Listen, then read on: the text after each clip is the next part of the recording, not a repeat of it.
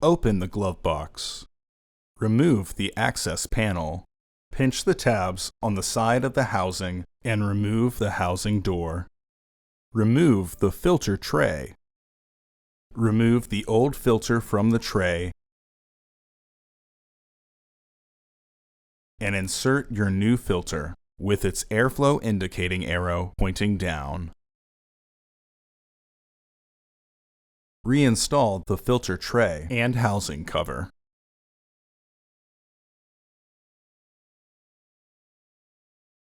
Reinstall the access panel. Close the glove box. Order your parts today at filterheads.com. Also, please like our video and subscribe to our channel so you won't miss any new content.